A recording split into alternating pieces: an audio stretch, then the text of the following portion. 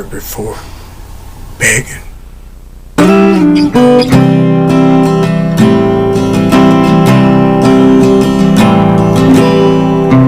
Who's that boy? The police got down.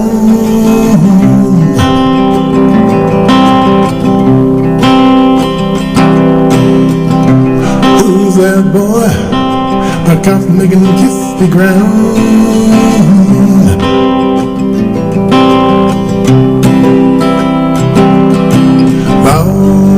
Lord, ain't that Mary?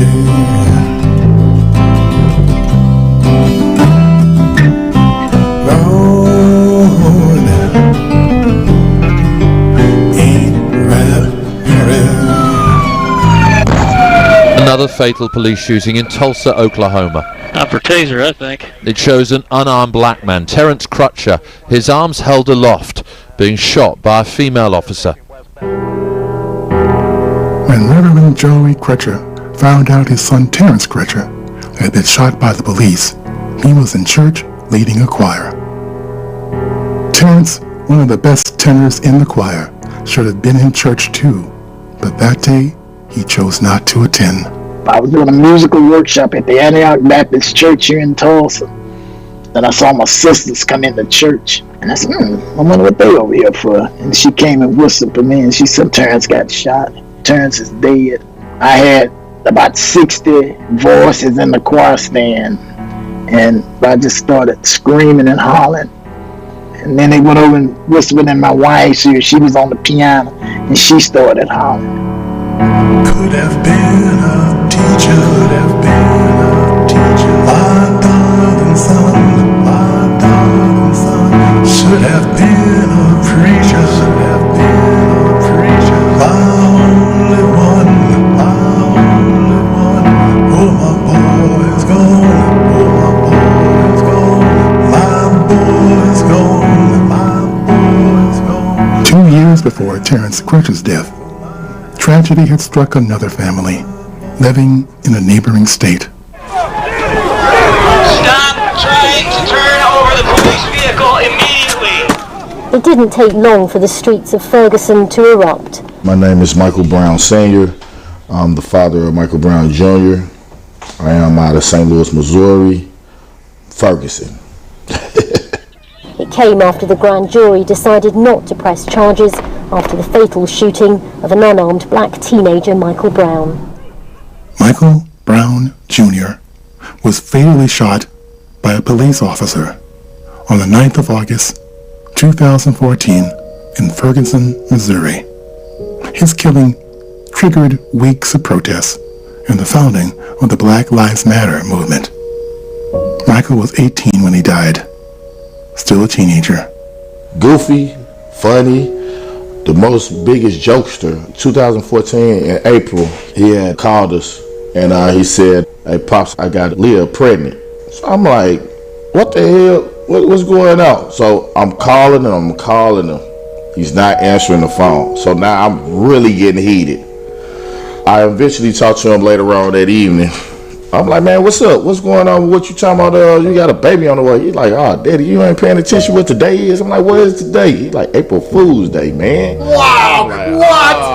Oh, man. Wow. So the whole time, I'm just focused on what he said to me, right? Wow. So he was a big jokester, man. Jokes aside, the talk between Michael Brown Sr. and Michael Brown Jr. came at a young age. Mike always been a big kid, taller than me, 6'4", 270, and from behind, sadly, we all look grown, right? So he definitely understood those conversations. He were very aware, so he wasn't blind to it. It just was sad that he had to interact with it and die. He was just getting out trying to explore his own life. You know, we know what we want for our children, but sometimes they still have to see things in their life, going into being a grown-up. Being a grown-up and all that involved was just within reach, but it was never to be for Mike. He graduated August 1st. He was killed August 9th And that following week, we were preparing for his burial, and he should have been going to college. Michael was unarmed when he was killed. The police officer who shot him 6 times claimed that Michael was violent throughout their encounter. Prosecutors did not find enough evidence to bring charges against the police officer who shot Michael Brown dead. In 2015, the Justice Department concluded that the officer had fired in self-defense. But black folk know there's a difference between what's legal and what's real. Tonight at 10, thousands gather in Houston, Texas for the funeral of George Floyd, the African-American who died while being detained by police. The episode has exposed America's racial divisions to the greatest extent since the tensions of the late 1960s. George Floyd, a name that would resound around the world on one fateful spring day in 2020. But there's a man behind that viral video clip. A real person who was loved. I call him Perry. If you knew him, you called him Perry. Sullivan Jones, or Unc, as his nephew used to call him, was a kind of father figure to his sister's son, George. We laughed, we joked.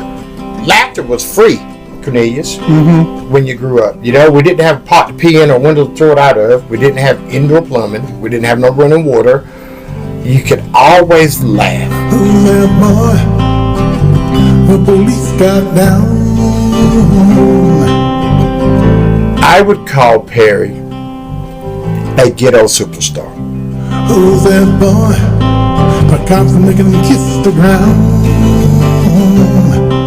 And ghetto superstars, people don't ever want them to leave.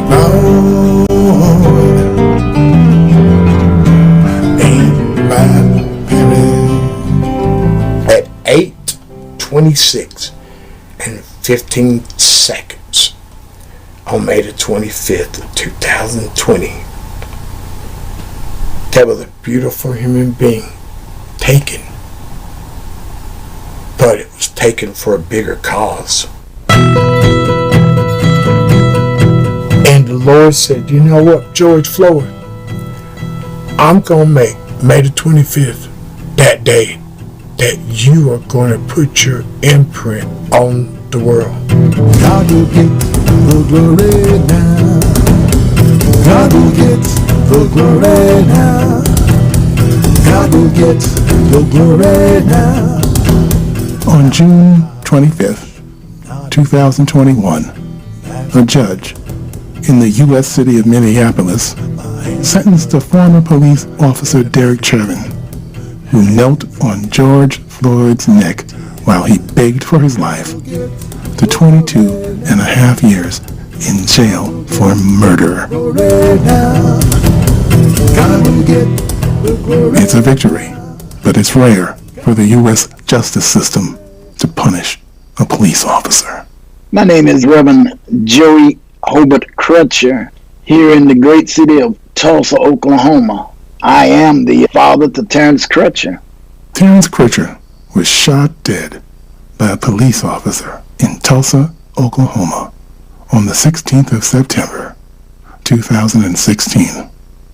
Officers encountered his stationary car on their way to another call-out. The encounter would end in tragedy. But let's begin at the beginning.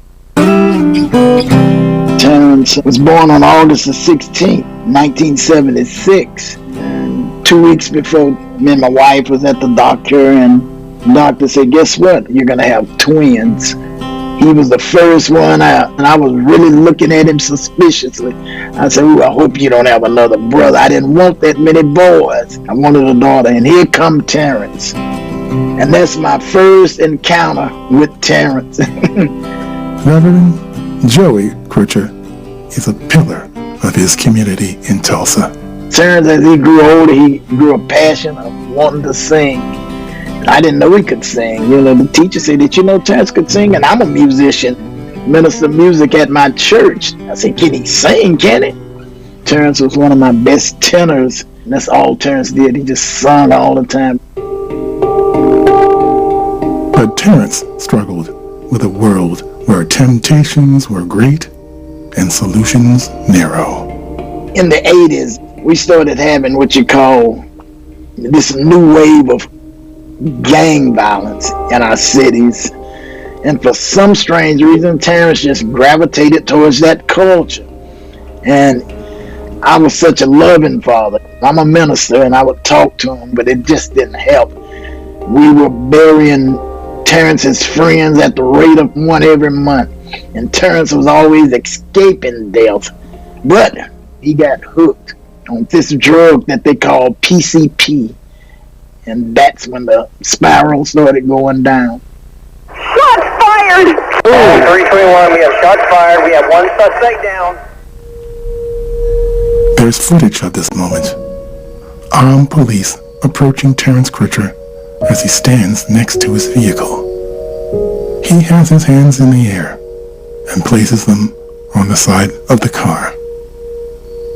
The video obscures him moments before he is shot. Police say he had ignored officers' commands.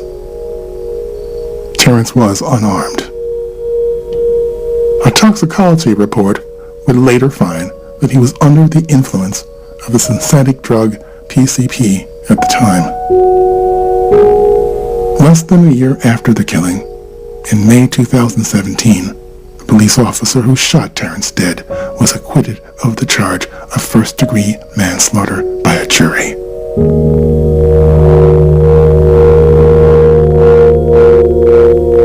It's a club nobody wants to be a part of. The parent of a child fatally shot by those whose job it is to protect us. So how do you even begin to heal after such tragedy? I wanted revenge. I wanted to go up against the police. I wanted to go up against the system. I was very angry. I didn't want to deal with nobody.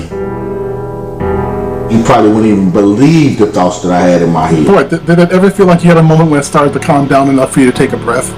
I think that moment came when my son was going in the ground. There was a lot to take in. I was in a tunnel. I was in a dark place. I wasn't believing in God, none of that, man. And the man is not supposed to be questioned, so it made me grow up. It made me grow all the way up. My hands up to heaven, my hands up to heaven. My boy is gone, my boy is gone. Do you feel the wind? Do you feel the wind? Can you hear the rain? Can you hear the rain? Reverend Crutcher had no choice but to quickly pick himself up after his son Terrence's death. There's so much more to this story than meets the eye. Terrence have 3 children by one young lady. The girl had a problem herself. She was an alcoholic. And so when Terrence got killed, she was in jail looking at a 15-year sentence for assault with a deadly weapon. Reverend Crutcher and his wife suddenly found themselves with young children to look after. The little boy was 4 years old when his daddy died. And he saw him at the funeral. He was wondering, why is my dad in that box? Why come he don't get up? And I had to explain to him, your dad is dead. He didn't know what that meant. And so, at 74 years old, Reverend Crutcher is raising his grandson. He is a carbon copy of his daddy. It's like I'm raising Terrence all over. Reverend Crutcher and his family campaign against police brutality and have set up a foundation in Terrence's name. Terrence's son is at every protest. I said, all of these people are out here because of your daddy, Terrence. He said, well, am I famous then? I said, yeah, you famous. Am I rich? I said, no. Michael Brown Sr. has also set up a foundation to help others in a similar situation as his. I have a father's support group. I just took 30 fathers to Atlanta, Georgia for a father's retreat so they can be around other men that feel like them. They get a chance to breathe. No disrespect to the mothers, but fathers are taught to take it, wake up, take it, go back to work, take it, everything just take it, right? People don't get that we need time to heal. Uncle Selwyn is also fighting for change.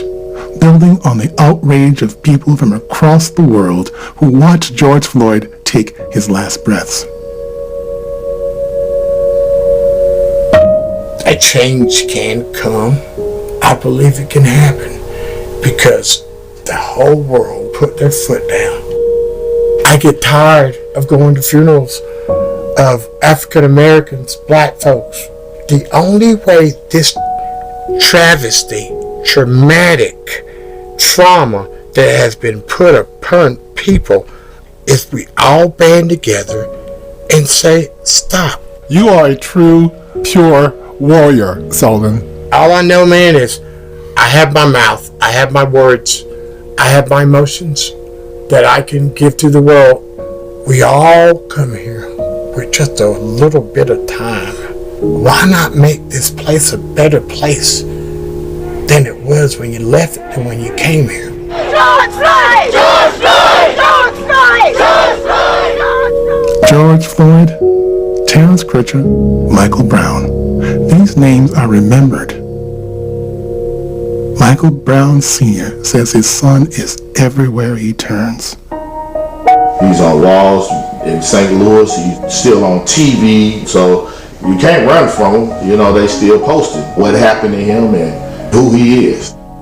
I go to the grave site, sit on the grass, chill out in peace. So I do that a lot of times around 1 and 2 o'clock in the morning. What do you say when you're talking to him? Basically just, I miss him. There's always tears. It's just a father and son conversation. Reverend Crutcher also still chats to his son.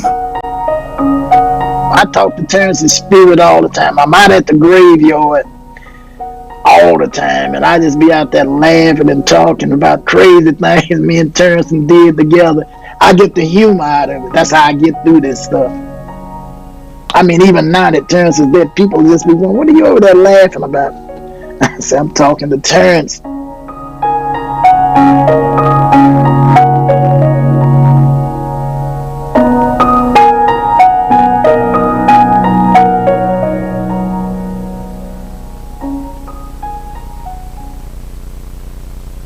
This is the BBC World Service, exploring frontier communities. We're in Niagara Falls, two communities separated by a sophisticated and highly functional border, the one between the US and Canada. Niagara Falls, New York was an engine of manufacturing. But now they're gone. Today it's a rust belt. Our friends to the north were developing an entertainment and tourism industry. Niagara Falls, Canada has since simply left its neighbour in its economic wake. 50% of our revenue does come from the Americans. Their money goes farther and it's a better view. If the border worked to enrich Canadian Niagara, something more traumatic occurred as a result of the pandemic. Both governments were using the border really as political theater to sort of showcase how they were protecting their communities. There is a new wariness, not between communities, but rather of their respective governments. On the Border, with me, Tim Marshall. Wednesday at 8 and 19 GMT. He is Dr. Adam Rutherford. And she is Dr. Hannah Fry, and there's a brand new series of scientific sleuthing afoot. Yes, we are out to solve your everyday scientific mysteries. Such as, why do some things immediately grab our attention, while we totally fail to notice others? Like basketball bouncing gorillas. How do winds start, and why do they stop? Why do storms spin? And what is that smell? And what has the number pi got to do with space travel? Join us to find out more in Discovery just after the news. BBC News, with Jerry Smith. The head of the UK's GCHQ intelligence agency has told the BBC that Ukraine is turning the tide against exhausted Russian forces. Jeremy Fleming said Russia was running out of both ammunition and troops and had become, in his words, desperate. He warned against complacency, however, saying Russia still had a very capable military machine. In Ukraine, air raid sirens have again been sounding a day after Russia launched the most widespread attacks there for months. 19 people died. Correspondents in Kiev say many people have moved to bomb shelters, fearing Russia could fire more missiles today.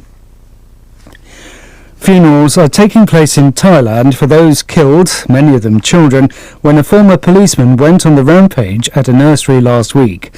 A total of 37 people were killed in an attack that has shocked the nation.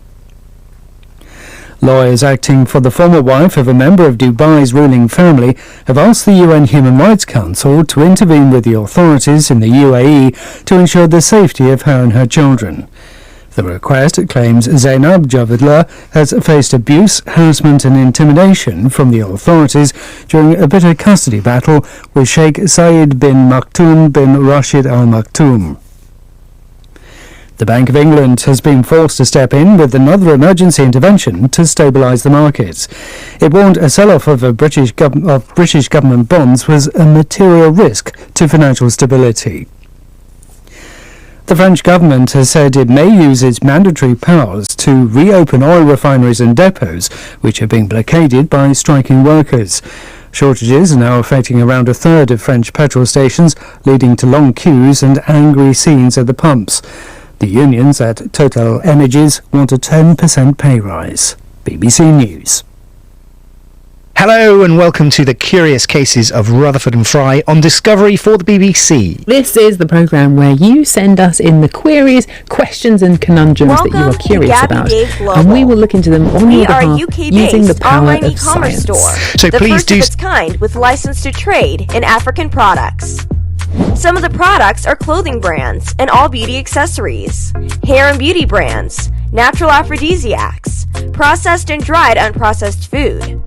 Our mission at Gabby Dave is to connect African and Caribbean businesses to customers globally. At Gabby Dave, we ensure our sellers get the best deal for their products. We are not just here to help you reach a wider audience. We are also a distribution center to support business growth by fulfilling orders to your customers from our warehouse, making sure customers receive their products on time. We are inviting all Black-owned businesses to trade on our platform because we strongly believe Africans have a unique brand the customer would appreciate globally. So get in touch today and let us make your product and business go far. Here are some of the benefits of using Gabby Dave Global. User-friendly platform, track your shipment, online support, transparent process, multiple SKUs, multiple products, a platform that encourages manufacturers as well as traders. Our marketing and PR interventions amplifies yours. Organized products and categories for easy access and navigation. Access to global community, especially within UK and Europe. In terms of UK resources across NATO, obviously the US has by far the biggest supplies, but strain on everyone. Okay, it's good to see you. Thanks very much indeed, Deborah. Thank you. Meantime, let's move on to other news for now, should we? And the question of whether the Scottish Parliament can hold a second independence referendum without the say-so of Westminster Government will be heard at the UK Supreme Court from today. Regardless of the outcome, the First Minister, Nicola Sturgeon, has pledged to hold a referendum in October of next year. Will it be legal? Will it be lawful? Joe Pike is outside the Supreme Court for us this morning. Can this go ahead, Joe, unless the Supreme Court and or the Prime Minister says so?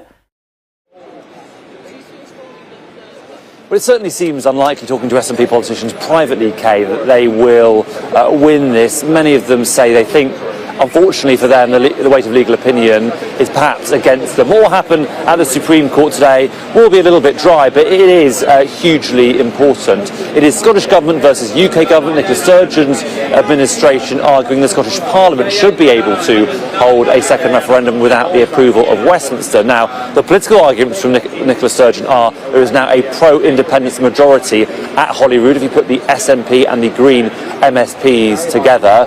She also says that Brexit has changed everything. The UK may have voted for it, a majority of Scots did not. But of course here it won't be political arguments but legal arguments. You can see some protesters here, pro-independence protesters, with a banner saying let the people decide. Also members of the media and members of the public who have been lining up. The argument of the UK government is that the constitution is a reserved issue, not devolved. Westminster is in control and therefore without the PM and her government approving another vote, it just isn't going to happen. Kay, there are 2 days of hearings here. It could be weeks, though, or even months before the court hands down its judgment.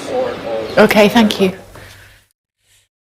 Let's look at some of today's other headlines for you now. And Harry Kane will wear a One Love armband at the World Cup in Qatar, even if it's prohibited by FIFA. Despite asking 3 weeks ago if they have not yet received permission from FIFA to wear the armband, which forms part of an anti-discrimination initiative. But the team is determined to have the captain wear it. New analysis shows that care workers are more likely to live in poverty than the average UK worker. Research from the Health Foundation found that 1 in 5 residential care workers in the UK was living in poverty before the cost of living crisis began.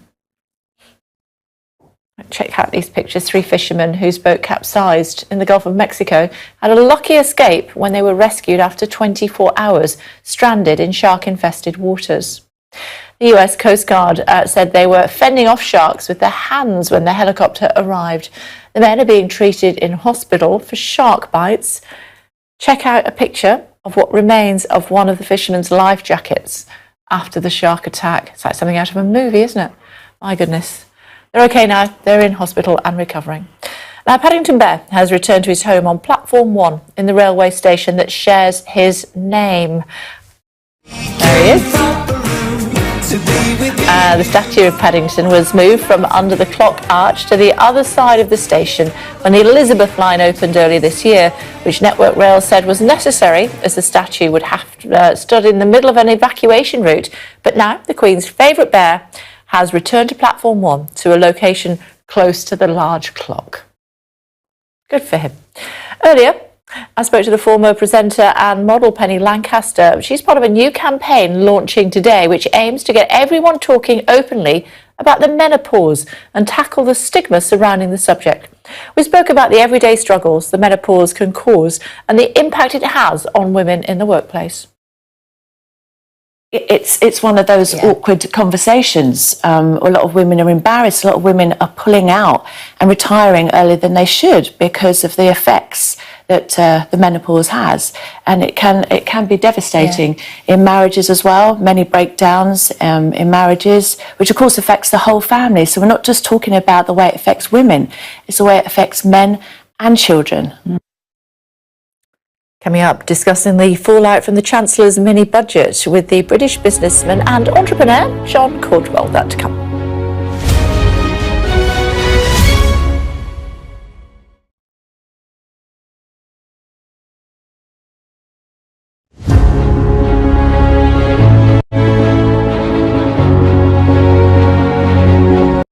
If you're between 40 and 65 years old and still don't have life insurance, well, this message is for you.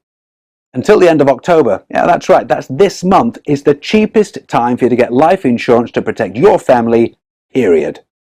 Our low prices are still holding, even though everything else in the UK seems to have got more expensive this year. As little as £14 a month for £250,000 to £1 million in cover to protect your kids and your partner. Now, we don't know when these plans are going to go up in price, so don't wait on this one. Lock in this low monthly price right now for the next 10 to 20 years. All you've got to do right now is take our quick and easy 3-question quiz. Click the button under this video and do it right now. See if you qualify for coverage from just £14 a month. The video that you want to watch on YouTube is still going to be right there after you're done. It only takes 30 seconds. You know, we've got car insurance in case of car accidents. We've got home insurance in case of home accidents. Why aren't you protecting the most important thing to your family, your life? Take our quick quiz right now. Click below to get started.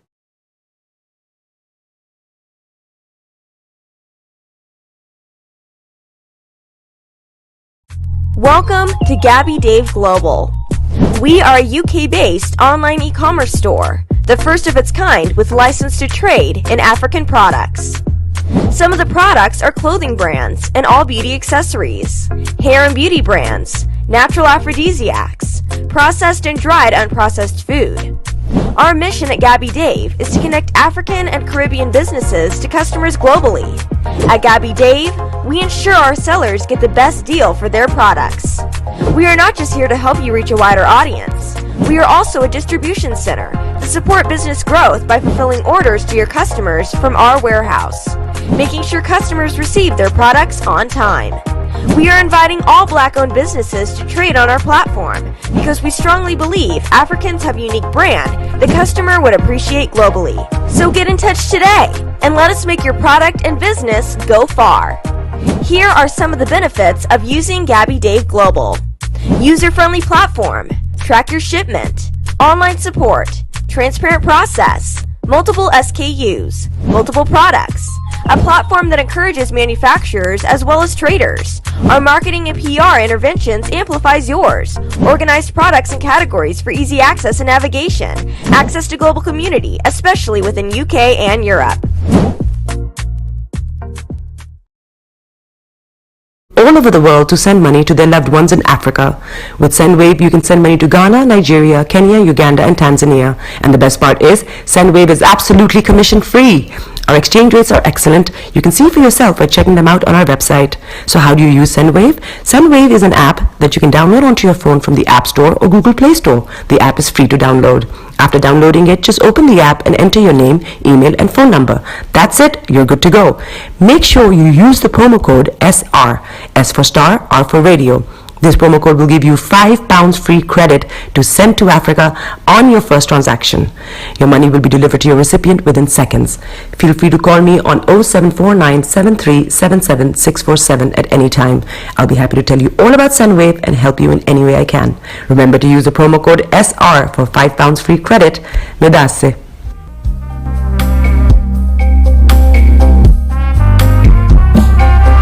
Are you looking for the fastest, reliable, and trustworthy door-to-door shipment company? Well, look no further. When was the last time your family received a shipment back in Ghana on time and in time? You are not sure? Well, Lamb Shippers, we pride ourselves with being the fastest, reliable, and trustworthy shippers you can use. You are assured of prompt pickup anywhere in the UK by our personnel. They also make sure your items are well packaged to get to its destination in time. When it comes to door-to-door shipment, look no further. Well, Lamb Shippers, contact us on 07939009321 or 07498911820. Or you can visit our website www.welllamp.co.uk. You can also drop us a mail, info@welllamp@gmail.com. Well Lamp Shippers, fast, reliable, and trustworthy.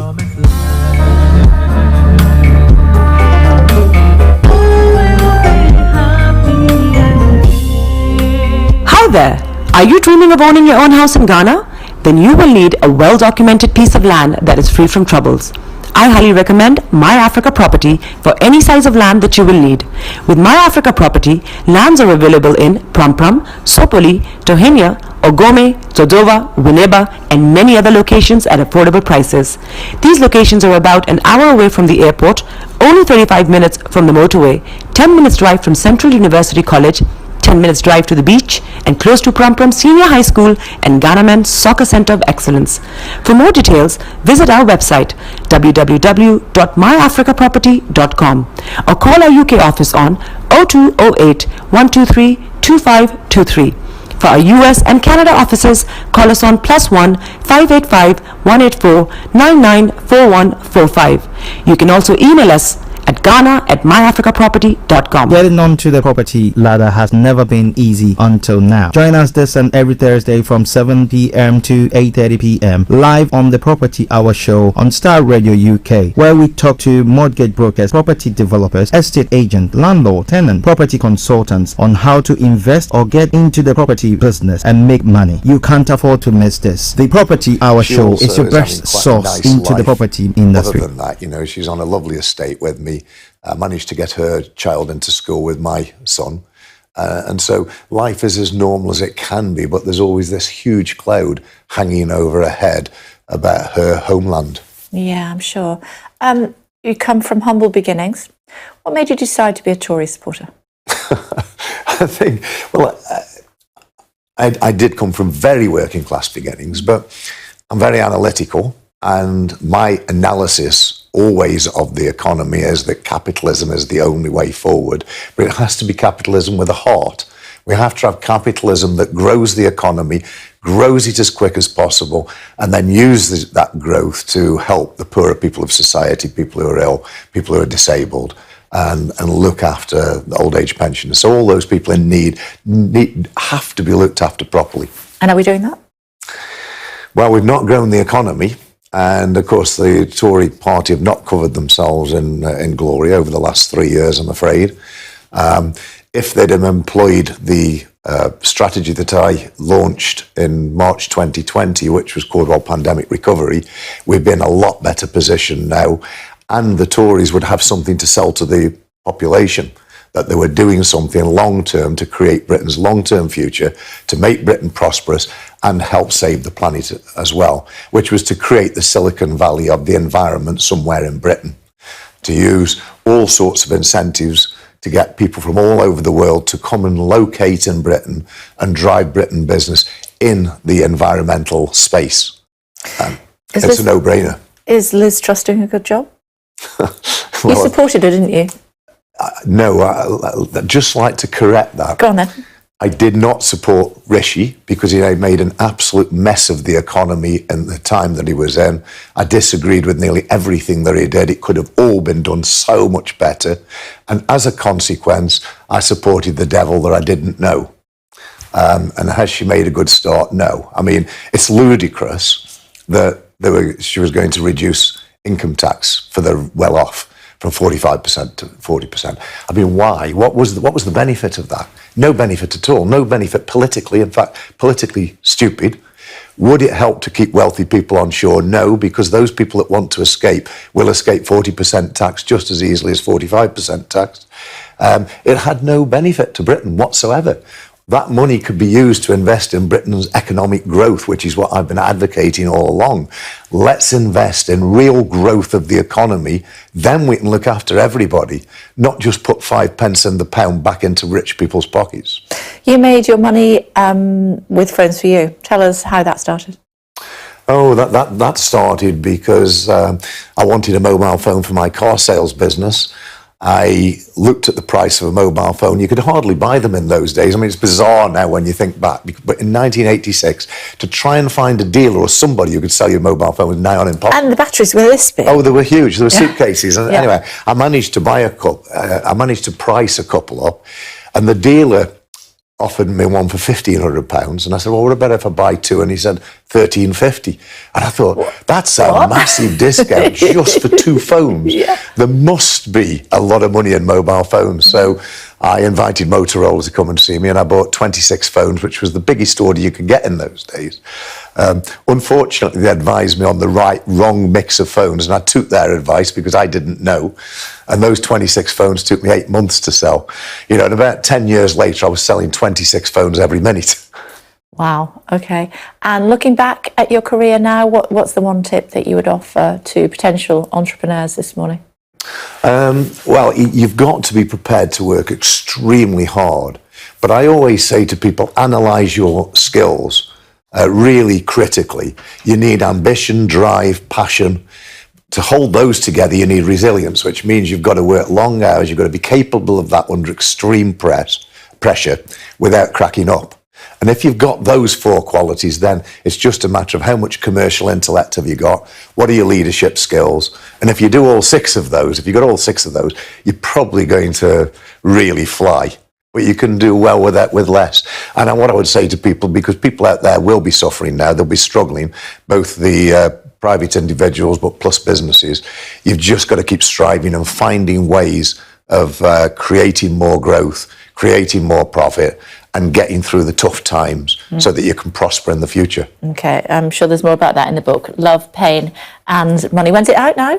It was out on my birthday on the 7th of October. Ah, many happy returns, a Libra, nice gentle Libra. It's nice to talk to you. Thank you very much indeed for joining us. Thank you. Pleasure. Thanks a lot. Let's stay with the economy, should we? And a new report from a leading economic think tank has warned the government will have to make more than £60 billion of tax cuts if the Chancellor is to meet his target to get the public finances back under control. The Institute for Fiscal Studies said that major cuts to public services would be needed to make savings on that scale. Our economics and data editor, that's Ed Conway, of course, has been looking into the numbers for us. Just what is Kwasi Kwarteng going to have to do to try and sort out the public finances? Well, we have one answer from the Institute for Fiscal Studies. We've got their green budget. It basically looks at all of this stuff. And here, perhaps, is the most important chart. It shows you the national debt, so the total amount that the UK government owes. And that has built up over many, many years. A lot of that's due to COVID. But here's the thing. We're looking through to the future here. And what you can probably see from this is that it was more or less flattening and starting gradually to fall. That's gradually going down in the coming years. But here's what happened in the mini-budget. The government basically added a lot to it. So whether it's the energy price guarantee, all of those other measures reversing those tax increases, you can see that's going up. And that's the thing that markets are concerned about. Certainly the IFS is concerned about it as well. And the big question is, how do you bring that down? How do you kind of get that slab down so that you are bringing the national debt lower? Well, that costs a lot of money. According to the IFS and Citi, who are looking at these numbers, £62 billion needs to be removed. And where do you get £62 billion from? Well, it's a lot of money. Let me just show you for illustration some of the things you could cut or change to get to it. But it's just illustration. This stuff is pretty controversial. For instance, uprating benefits by earnings, so not raising them in line with inflation. It means a real terms cut for those, many of those who are on benefits. £13 billion you can get from that. You can get about £14 billion by cutting your investment spending. But here's the thing. Investment spending is one of the things that generates growth. And if this government really is about growth, that doesn't seem like the obvious thing to cut. Or finally, you could cut non-NHS or defence spending, their day-to-day spending. That's basically like austerity. But if you cut it by about 15%, then you're talking about £35 billion, quite a lot of money. But none of these are very palatable options. The final option, the one the government would most like and everyone would most like, is to get growth. The more growth you have, the lower that has to be. But here's the thing, even if you assume there's going to be perhaps 0.25% extra growth, that's what Citi says is possible, you're still talking about £41 billion. You're still talking about potential cuts. You're still talking about potential austerity. Those are the choices facing Kwasi Kwarteng, none of them particularly palatable, but that's where he stands right now. Now into the 10th month of the year, and that means only one thing, it's Dogtober. Oh yeah, it's a fundraising initiative shining a spotlight on the many mental health benefits of owning a dog like Rumba. Hello, Rumba. Isabel's here with Rumba now. Rumba can see through our glass window to some of the other people who usually come along with you. She wants to know where they've gone now. Tell me about Rumba. Rumba is an absolute superstar, trained by Dogs for Good, with a lot of is that right? Is that right? As you can see, she's a very talkative lady who loves a good butt scratch, so you're going to be her favourite person. But she has done absolutely life-changing work for me over the past 18 months that I've had her, and she's been wonderful. So tell me how she helps you. So she does things like pick things up for me, she gets lift buttons and door buttons, she helps me get dressed and undressed, and it's really made a difference in terms of kind of the care burden on my parents in particular. Being able to have her means that I can be a lot more independent and they can do things and they don't have to worry about me all the time, which is a huge relief for them. So she picks things up off the floor so you don't have to lean forward too much and potentially fall from Exactly, from your chair. So potentially tipping out the chair. It also reduces kind of my pain and fatigue, which is a huge help, which means that I can do things like take her for really fun walks. And she does get me out and about, and she gets me talking to people, which is a huge thing in terms of kind of reducing social isolation. Sure. Oh, no. So tell me more about the organisation and how people learn more about it. So Dogs for Good have been running now for, I think, about 30 odd years. They train assistance dogs for adults with disabilities, children with disabilities. They run an autism dog programme and also community dogs, so working with people with special needs and dementia patients as well. So they have a whole host of dogs that they train every year. And you get matched with a specific dog, so it's a long old process, and you can be waiting. Can you see yourself? Hey? Yeah, Rumba, that's you. Good, oh, I know, I'm gorgeous. Good girl. So how do people find out more about it? So the Dogtober Appeal is running at the moment, which they're asking people to do any fundraising they can. So they've suggested walking 100 kilometres throughout the month of October, but we have one of our volunteers crocheting, I think, 10 kilometres of yarn, which is a long old scarf. Yes, it is. So, is there a particular type of dog that's better for this work? No, so mostly, good girl, mostly Labradors or Retrievers or crosses of the two. They do occasionally have the odd Cocker Spaniel, the odd kind of Poodle or Labradoodle, but it's really kind of depends dog by dog. Their temperament, and it also yes, I know, you're very talkative today. She said, I know that you have got sweeties. You got the treats. Some treats just for you. Is she allowed to have one? Oh, yes. Oh, yes. Now we're talking. Now we're talking. So there's obviously a website, isn't there, as well, where people can get more information? Yep, so Dogs for Good. All the information's on there, all the fundraising stuff, and obviously all about the work they do as well. How they, now you lie down, how they match, the process the puppies go through and everything. So you can find some cute clips of adorable puppies. Yeah. And I'm sure if you have a little search through their social media, you can find a few snaps of Rumba when she was a puppy. Ah, fantastic. Very cute. Fantastic. Well, she's certainly very vocal, isn't she? Thank She you has for opinions. Yeah. Thanks so much for taking the time thank you to very come much, in. We Kate. really appreciate it. Bye, Rumba. Good girl. Who's a good girl? Now. Yeah, I'm settled now. I don't care. So much to see you. Thanks very much indeed. Bear with us 1 second, if you would, and we'll sort everything out. Oh, yeah, I know that you still want to be on the telly, don't you?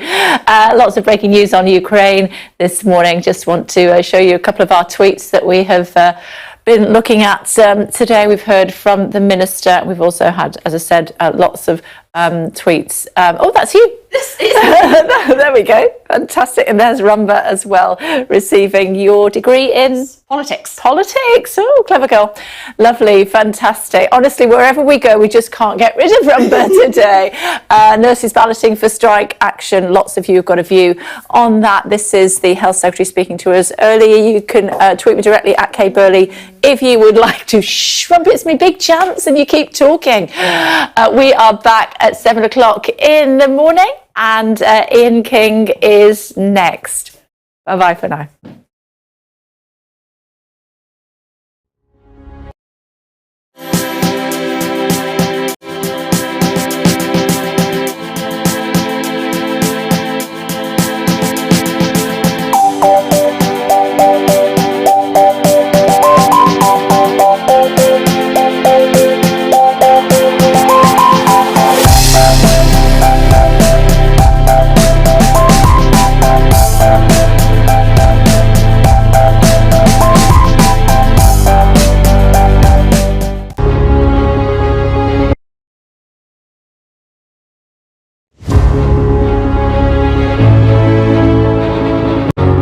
Welcome to Gabby Dave Global. We are a UK-based online e-commerce store, the first of its kind with license to trade in African products. Some of the products are clothing brands and all beauty accessories, hair and beauty brands, natural aphrodisiacs, processed and dried unprocessed food. Our mission at Gabby Dave is to connect African and Caribbean businesses to customers globally. At Gabby Dave, we ensure our sellers get the best deal for their products. We are not just here to help you reach a wider audience. We are also a distribution center to support business growth by fulfilling orders to your customers from our warehouse, making sure customers receive their products on time. We are inviting all Black-owned businesses to trade on our platform because we strongly believe Africans have a unique brand the customer would appreciate globally. So get in touch today and let us make your product and business go far. Here are some of the benefits of using Gabby Dave Global. User-friendly platform, track your shipment, online support, transparent process, multiple SKUs, multiple products, a platform that encourages manufacturers as well as traders. Our marketing and PR interventions amplifies yours. Organized products and categories for easy access and navigation. Access to global community, especially within UK and Europe.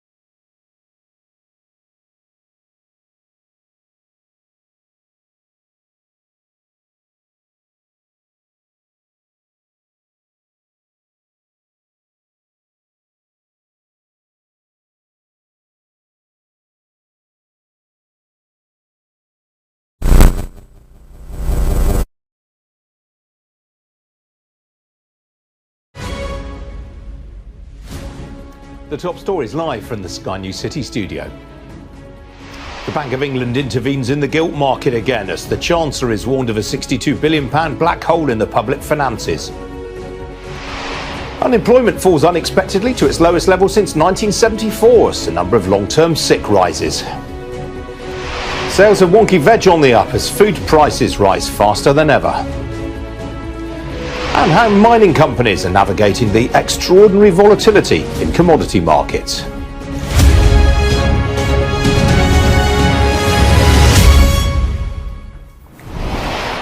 Good morning, this is Ian King live, an hour of business and economic news from the heart of the city. Now, the government has been warned there's a £62 billion black hole in the public finances, which could mean a major austerity plan is needed. The Institute for Fiscal Studies says that in the absence of significant economic growth, huge spending cuts will be needed, which could see some services cut altogether. Well, yesterday, the Treasury announced that the Chancellor's medium-term fiscal plan is being brought forward by 3 weeks to the 31st of October. That's more than a month after Kwasi Kwarteng announced £43 billion worth of tax cuts in his mini-budget, prompting the pound to fall to a record low and forcing the Bank of England to step into the gilt market. Well, this morning, the Deputy Prime Minister, Therese Coffey, insisted there's no need to worry about the economy. I think the IFS obviously does its own modelling. The government works with the Bank of England and the OBR on these measures, and that's what Treasury has been working on and doing different discussions with different departments. But I think the IFS also pointed out, if we don't grow, then this problem will get worse and worse. And that's why, very clearly, the Prime Minister and Chancellor set out a plan for growth. Well, our economics and data editor Ed Conway's been looking at the numbers. Just what is Kwasi Kwarteng going to have to do to try and sort out the public finances? Well, we have one answer from the Institute for Fiscal Studies. We've got their green budget. It basically looks at all of this stuff. And here, perhaps, is the most important chart. It shows you the national debt, so the total amount that the UK government owes. And that has built up over many, many years. A lot of that's due to COVID. But here's the thing. We're looking through to the future here. And what you can probably see from this is that it was more or less flattening and starting gradually to fall. That's gradually going down in the coming years. But here's what happened in the mini-budget. The government basically added a lot to it. So whether it's the energy price guarantee or all of those other measures reversing those tax increases, you can see that's going up. And that's the thing that markets are concerned about. Certainly the IFS is concerned about it as well. And the big question is, how do you bring that down? How do you kind of get that slab down so that you are bringing the national debt lower? Well, that costs a lot of money. According to the IFS and Citi, who are looking at these numbers, £62 billion needs to be removed. And where do you get £62 billion from? Well, it's a lot of money. Let me just show you for illustration some of the things you could cut or change to get to it. But it's just illustration. This stuff is pretty controversial. For instance, uprating benefits by earnings, so not raising them in line with inflation. It means a real terms cut for those, many of those who are on benefits. £13 billion you can get from that. You can get about £14 billion by cutting your investment spending. But here's the thing. Investment spending is one of the things that generates growth. And if this government really is about growth, that doesn't seem like the obvious thing to cut. Or finally, you could cut non-NHS or defence spending, their day-to-day spending. That's basically like austerity. But if you cut it by about 15%, then you're talking about £35 billion, quite a lot of money. But none of these are very palatable options. The final option, the one the government would most like and everyone would most like, is to get growth. The more growth you have, the lower that has to be. But here's the thing, even if you assume there's going to be perhaps 0.25% extra growth, that's what Citi says is possible, you're still talking about £41 billion. You're still talking about potential cuts. You're still talking about potential austerity.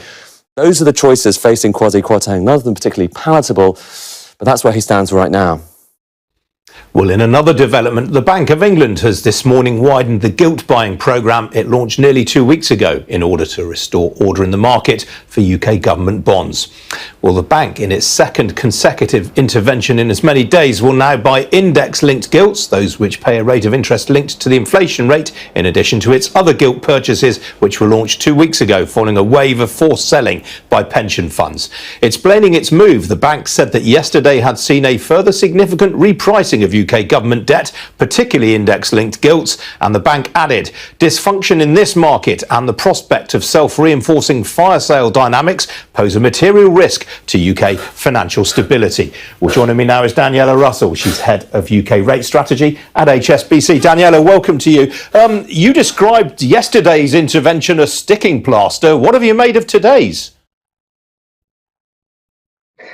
We've seen a flurry of measures over the last couple of days, and as you say, yesterday we called it a sticking plaster, and I'm afraid that it looks like more of the same today, when it's increasingly evident that the challenge is bigger and that a long-term solution may still be required.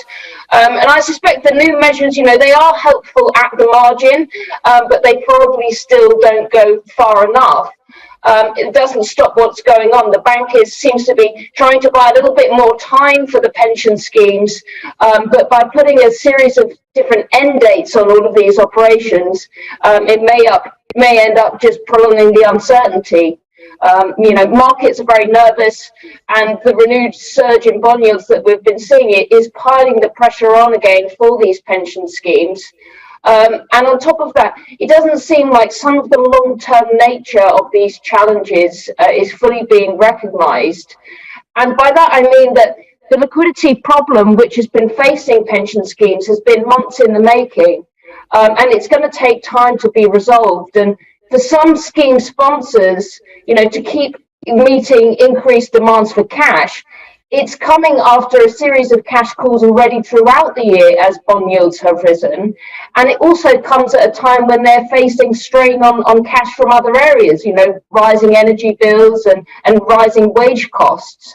And it's just a very difficult time for them to be stumping up additional cash or selling down other risk assets in order to provide this collateral, which is being needed more and more each day as yields continue to rise. Daniela, without getting over dramatic about this, do you think the Bank of England is in control of events in the gilt market right now?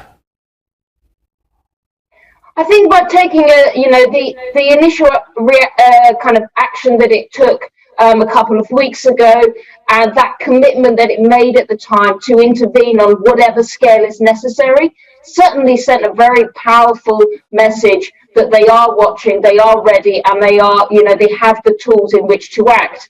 And this series of measures that they've announced subsequently certainly, suggest that they're very much keeping a very close watch over the situation.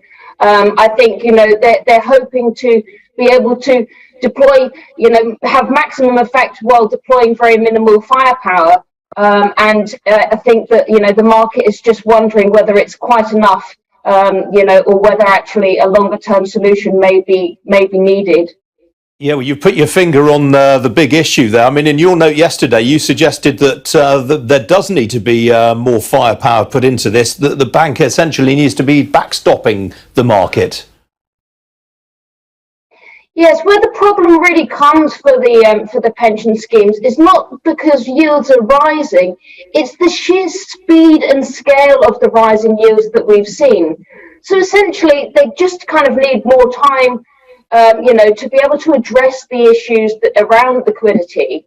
And what the Bank of England can possibly do is simply kind of extend the commitment that it made the other week, to intervene on whatever scale is necessary if market conditions, require it.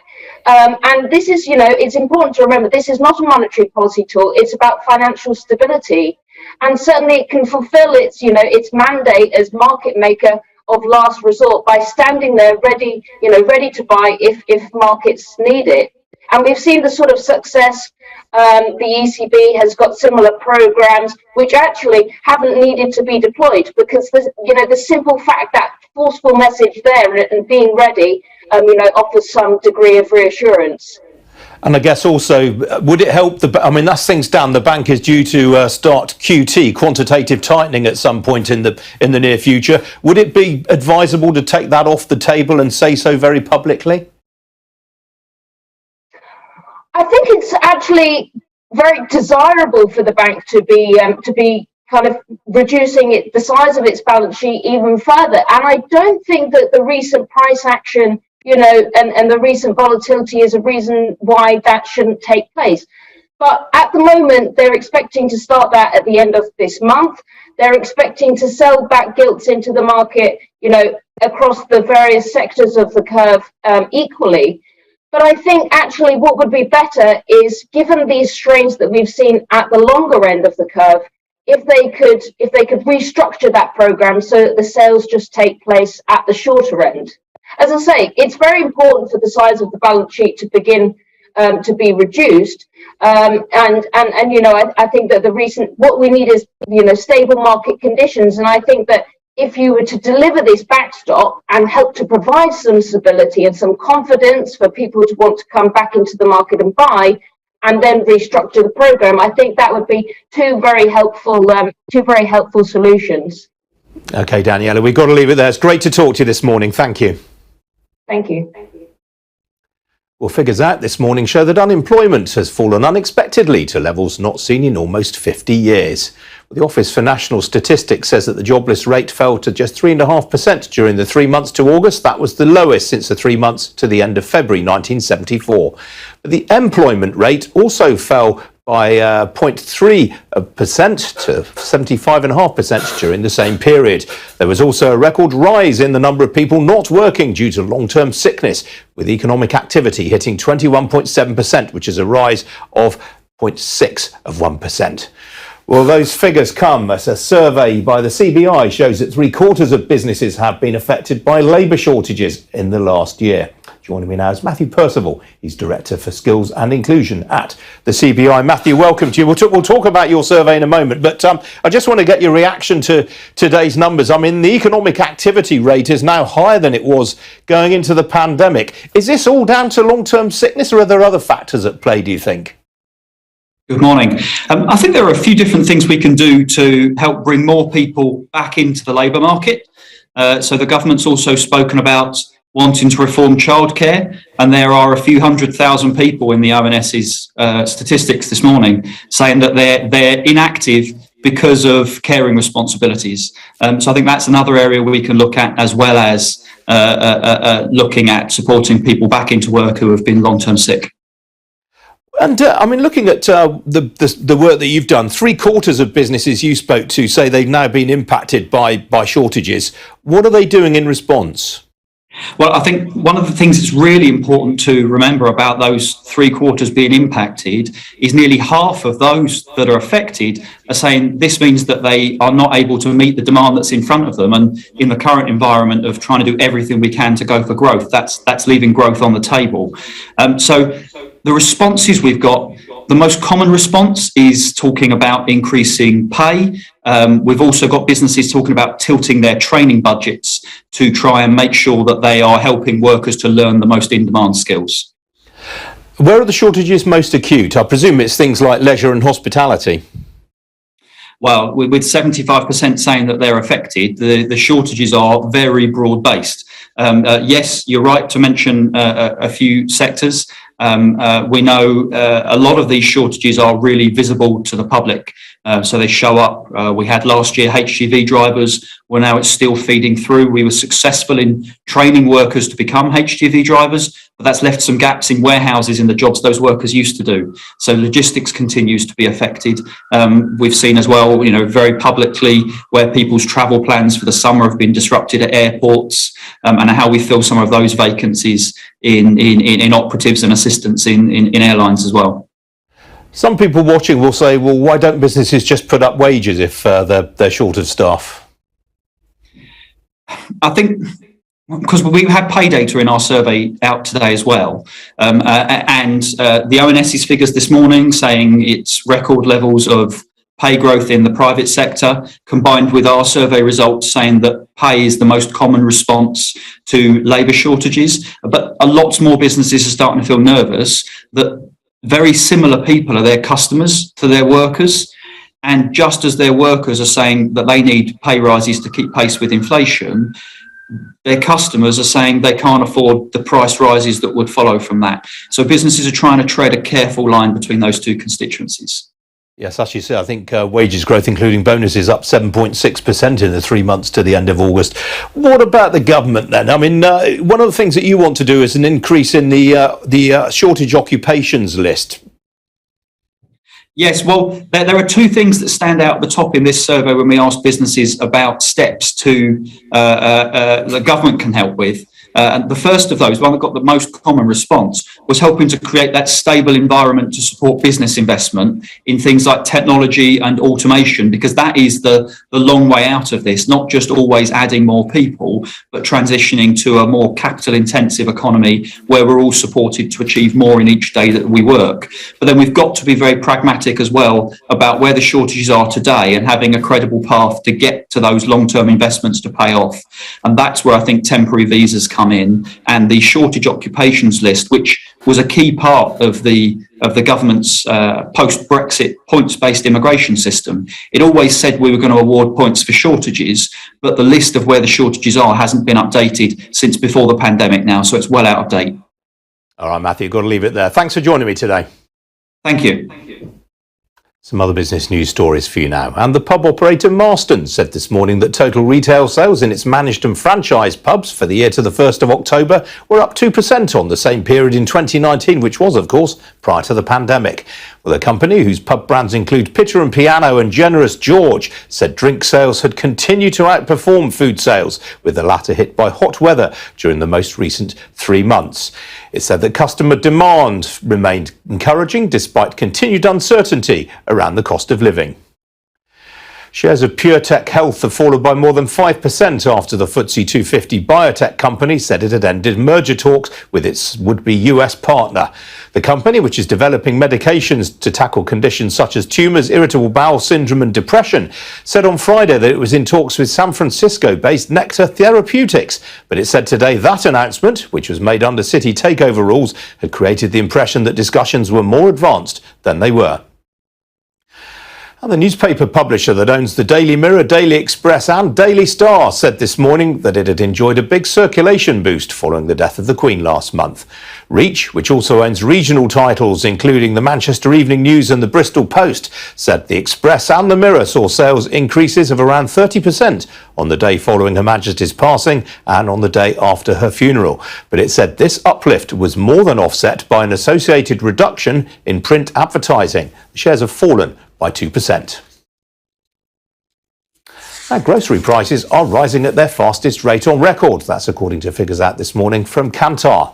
Well, the grocery price inflation hit 13.9% during September, costing the average household an extra £643 per year. Cost of living pressures mean that more people are buying imperfect produce, with a 38% rise in sales of wonky fruit and veg. Lidl was the fastest growing supermarket for the 5th month in a row, with its sales in the 12 weeks to the 2nd of October up by 20.9% on the same period last year. Well, one other statistic of note, there was an 18% rise in sales of marmalade in September as the nation paid its respects to the Queen. Well, joining me now is Fraser McKevitz. He's Head of Retail and Consumer Insight at Kantar. Fraser, welcome to you. Do you get any sort of inkling as to when we might see grocery price inflation peaking? I don't think you can see that in the numbers, actually, Ian, because there's quite a lag between the cost of groceries, so be that the distribution or the farmer's cost going up, and those showing through at the tills. But the price rises that are flowing through now, you know, even if you don't understand, and even if you don't think it's important to you, what we're seeing in the bond market at the moment, the everyday person in the street will recognise when they go shopping, when they bought the average basket last year, which is just over £20, the same basket of goods this year will cost £3 more. And that just adds up to so much more for families. Of course, most of this is completely unavoidable. We can choose not to buy some other goods, but we can't really choose to scale back on our eating and drinking that much. It certainly looks from your data as though there's a big switch going on right now to own label products. Yeah, and you know, consumers aren't daft, they're pretty savvy. These cost rises going through, and people don't want to pay, or they can't afford to pay for those cost rises. So people are really acting in two ways. So the first is they're buying own label lines, which typically are cheaper than the branded alternatives, or they're shopping in other supermarkets which they perceive to be cheaper. Now, on the own label front, it's across the board. Own labels going up. Of course, own label is what we call in the industry tiered. It's, you know, there's the cheaper lines. They're growing at about 40% year on year. But even the most expensive premium lines, the likes of Sainsbury's Taste the Difference or Tesco Finest, they're also going up more than 5% year on year.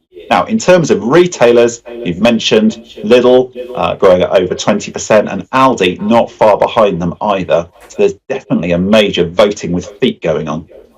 Well, you say that, but I mean, Aldi and Lidl's figures are going to be very, very heavily flattered by the fact that they're both still opening larger numbers of new stores. Is it possible to sort of divine how they're doing on an underlying basis?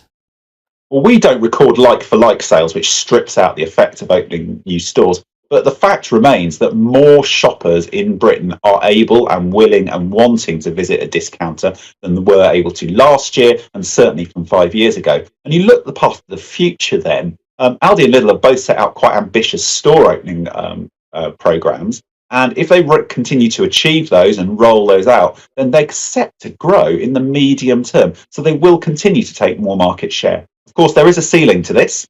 They're not public listed companies, so they don't have to publish the same detail of financial accounts as a PLC, but they still need to make a return on investment. And those sites are getting harder to find because the easy ones have been taken up. So they're starting to slow down a little bit on the new stores that they can open. Looking at the numbers, it seems as though what market shares they are getting outside of store openings is at the expense of Morrison's. Has Morrison's lost its edge following its takeover by private equity? Well, Morrison's had a very good pandemic, if you can put it in those terms, when their store estate was just the right size. It was big enough that people could get what they wanted there, but not so small that they had to go and shop somewhere else. So a little bit of the effect today we're seeing is coming off the back of that. Now, obviously, Morrison's, with new owners, the numbers today are not as good as they would like, but they do have some things in the pipeline. They're rolling out, not owned by them, but franchised convenience stores. They took over the one-stop chain. So those Morrison's little stores you might see appearing near you. But they need to find something new to get the path back to growth. What I thought was quite interesting in terms of what we used to call the big four, Fraser, is that Asda's doing quite well. I mean, there's been a lot of commentary around the fact that, for example, they're no longer price setters in fuel, but their value credentials seem pretty intact. Yeah, the numbers have really turned around for Asda. So for the first time in over a year, they're at the head of what we used to call the big four. Of course, Aldi are now the fourth largest supermarket, so we can no longer call them that. There's a couple of things going on at Asda. So they're under relatively new ownership too. They're rolling out their loyalty card for years and years. When they were owned by Walmart, they didn't get involved with the loyalty card. It didn't fit with their, keeping it simple, everyday, low price business model. They're also opening convenience stores. They've bought some petrol stations from Co-op, and the Asda on the Move brand is appearing up and down the country at the moment. And then also they've recently just launched a line called Just Essentials, which is their very cheapest own label line. And that is pretty much doubling in sales. It's grown really, really well for them. And about 2/3 of Asda customers have picked up one of those lines. All right, Fraser, fascinating subject. Thanks for joining me today to talk me through it. Thank you. Still to come here on Ian King Live, we're going to have a look at how global markets are doing this Tuesday morning. Don't go away.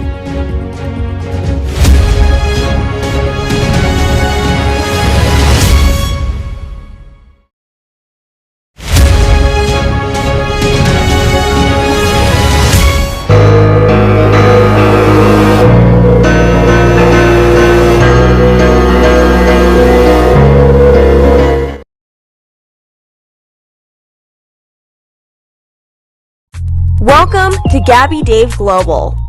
We are a UK-based online e-commerce store, the first of its kind with license to trade in African products.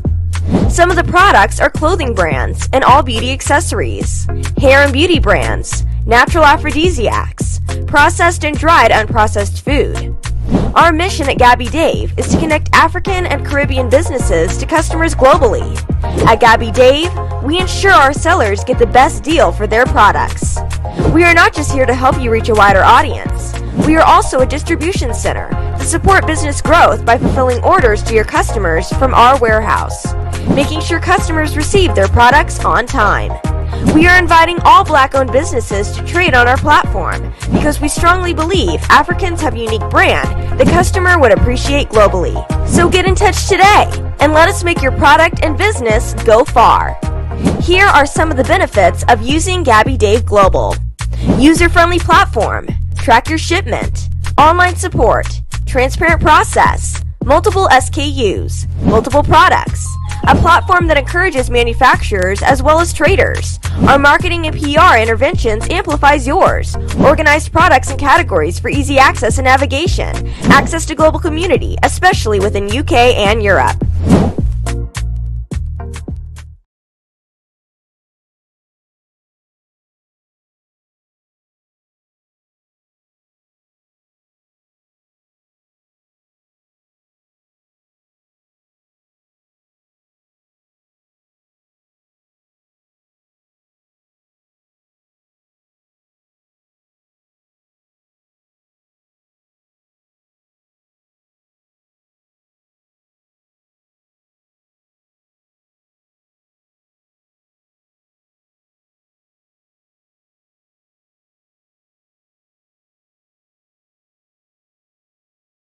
Make sure you use the promo code SR, S for Star, R for Radio. This promo code will give you £5 free credit to send to Africa on your first transaction. Your money will be delivered to your recipient within seconds. Feel free to call me on 0749 7377 647 at any time. I'll be happy to tell you all about SendWave and help you in any way I can. Remember to use the promo code SR for £5 free credit. Medasse. Hi everyone, it's your girl BB Clement, the author of How to Go From Employee to Entrepreneur and the host of your weekly business show, BB Means Business, the show where we discuss everything you ever wanted to know about business but you were afraid to ask. How do I start my business? How do I raise the finance? How do I grow my business? Where am I going to find my customers?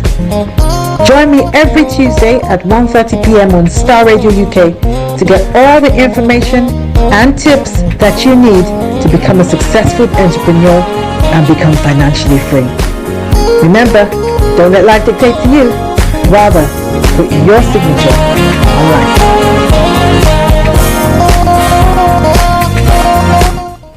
Tune in to On Point here on Starr Radio UK with Empress Regina every Monday at 5 p.m. GMT. Looking forward to your company.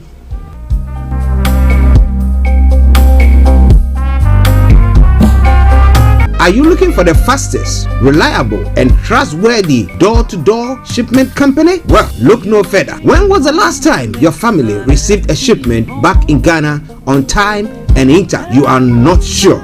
Well, Lamb Shippers, we pride ourselves with being the fastest, reliable, and trustworthy shippers you can use. You are assured of a prompt pickup anywhere in the UK by our personnel. They also make sure your items are well packaged to get to its destination in time. When it comes to door-to-door shipment, look no further.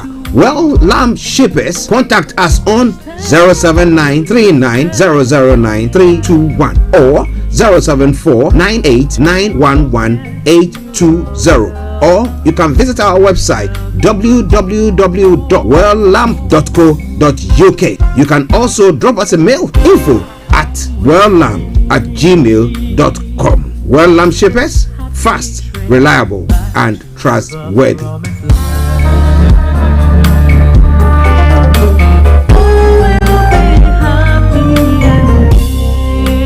Hi there. Are you dreaming of owning your own house in Ghana? Then you will need a well-documented piece of land that is free from troubles. I highly recommend My Africa Property for any size of land that you will need. With My Africa Property, lands are available in Pram, Sopoli, Tohenia, Ogome, Dodova, Winneba, and many other locations at affordable prices. These locations are about an hour away from the airport, only 35 minutes from the motorway, 10 minutes drive from Central University College, 10 minutes drive to the beach, and close to Pram Senior High School and Ghana Men's Soccer Center of Excellence. For more details, visit our website www.myafricaproperty.com or call our UK office on 0208 123 2523. For our US and Canada offices, call us on +1 585 184 994145. You can also email us at ghana@myafricaproperty.com. Check me out. He tells me my energy is making him tired. Yes! How do you get the energy to do that? I've been told that I have a lot of energy, but my goodness, I think today I have met my match, people. I have met my match, Miss Suzanne. Wow, amazing. One of the things that's the start of the darkness. Of darkness. So what did that? Myself and the world will adjust. And 2019. Forget the proverbial boardroom. Join me, Simone Frazier, on The CEO, the program that gives you the driving seat over your life. Every Tuesday, 8 p.m. only on Starr Radio. Getting onto the property ladder has never been easy until now. Join us this and every Thursday from 7 p.m. to 8:30 p.m. live on the Property Hour show on Starr Radio UK, where we talk to mortgage brokers, property developers, estate agents, landlord, tenant, property consultants on how to invest or get into the property business and make money. You can't afford to miss this. The Property Hour show is your best source into the property industry. Hi there, this is CJ Buckman, your life coach. And whenever I'm in London, I listen to Starr Radio UK right here. But guess what? You can listen to wherever you are. It's your man. Show them you got the cocoa set. Ladies and gentlemen, it's your boy Harry Song, aka Mr. Songs. This is the Kingmaker Baba for the girls. We're here. This is Starr Radio. Don't go nowhere. UK, London. We they call them London for who? For here, we they call them London. And I said you know, just have fun and stay blessed. The best radio show. Broadcasting worldwide, online 24/7. All around the world. In your car. At work. At home. On your smartphone. This is Starr Radio UK. Are you ready to turn it up? 10, 9, 8, 7, 6, 5, 4, 3, 2, 1. Oh, your heart is aching. Smile even though it's breaking. When there are clouds in the sky, you get by. If you smile through your fear and sorrow, smile and maybe tomorrow you find that life is still worthwhile if you just smile. Hey, this is Archie and you are listening to Starr Radio UK and The Morning Show.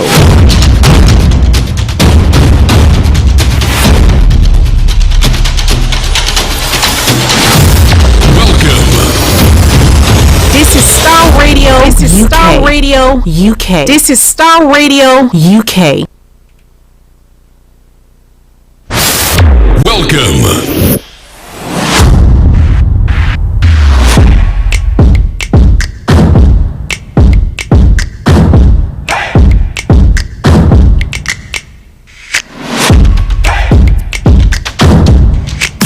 Broadcasting worldwide, online 24/7. Enlighten your day with Starr Radio.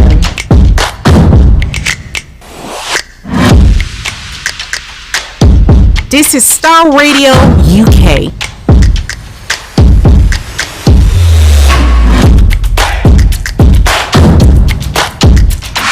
Starr Radio. Radio for the people, by the people.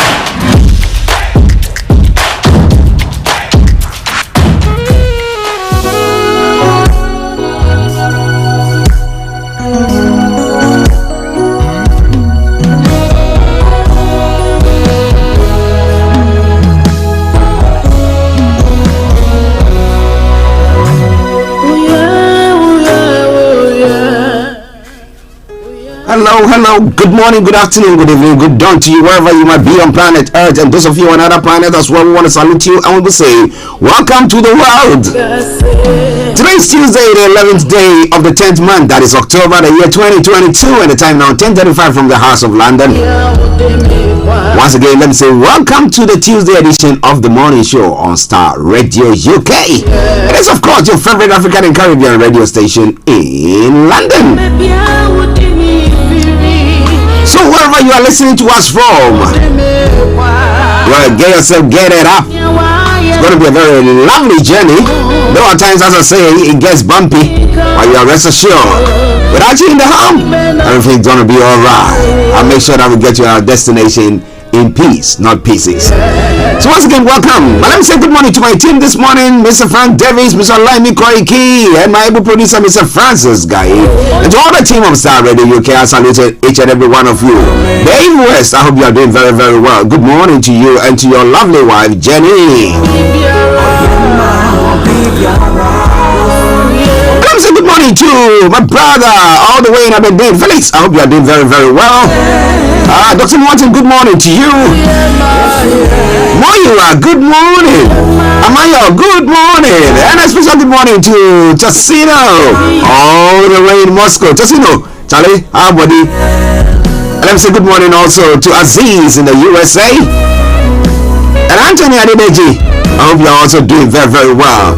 And to my only envoy to the UAE, Miss Gold, how are you doing? I salute each and every one of you who are listening to us across the globe. Those of you in Americas, those of you in Europe, those of you in Asia, those of you in Australia, those of you on the African continent, especially my Nigerian, Ghanaian, Ugandan, South African, and my Liberian listeners as well. Oh my goodness, I say massive good morning to you all and welcome on board. I remain yours sincerely, the one and only Archie. If you are sitting, sit very comfortably. You are standing, hold on to something, get yourself a hot or cold drink, whichever is appropriate, and let's take this journey. What if it's your first time of tuning in to listen to us on the Star Radio UK Tuesday edition of the morning show? This is how the program goes. I'm going to bring you the quote for the day, the weather forecast will follow suit, then the travel updates as well. We'll move on from there to have a look at some of the stories making the rounds across the globe, known as Global Trotting. Then after that, we'll continue at 11 o'clock with updates from Nigeria with the white lion himself, Mr. Olayome Koike. Then I will take us to 12 o'clock when I bring you, I open the lines for you to add a voice to the discussions. Let me put it that way. And I will continue with that, looking at all the other stories making the rounds in every part of the world. If it's making the headlines, I promise you one thing for sure, we're going to touch on it. So from archaeology to zoology, from Accra to Zanzibar, of course, if it's making the headlines, why not? But do me a massive favor. Share the broadcast with your friends and loved ones and invite them to like our pages. If you are listening to us on the social media platform, let me also tell you that you can go to your app store, whether it's iOS or Android, look for Star Radio Global, then you can download it for free and you have all the various facets to it. You will enjoy it, I promise you that for sure. But all in all, let's get together and let's make the day great and the program great again. Thank you very much and welcome on board. Playing in the background something from Edith Morrison. So God is great.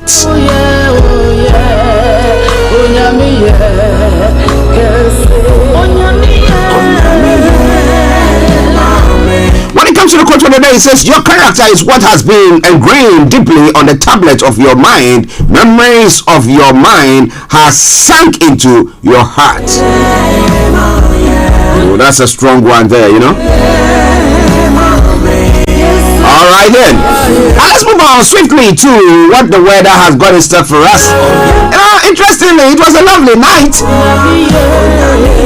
I like the cold weather, but I know some people don't like it. I got up this morning, got in the car, and I was like, ooh, it's a bit chilly out there. So I had to put the heating on now in the car, not at home. Okay, so when it comes to the weather front, this is what the weather is going to be for you today. Yeah, today will be largely dry with long spells of sunshine with just one or two patches of cloud drifting in at times during the afternoon. And tonight will start clear, but clouds will move in from the west overnight. However, it will continue dry, another chilly night with light winds. Temperature is going to be 16 degrees, the low is going to be 6 degrees. UV level is going to be low, pollution low, sunset 18-17, And sunrise for tomorrow morning, 07:17 hours. And that brings us to the end of the weather forecast.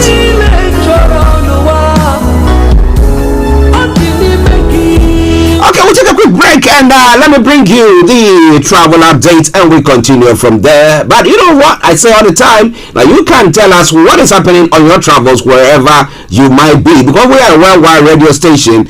You don't know what you say might help somebody on their journey this morning or today or this afternoon, whichever the time is. So stay tuned.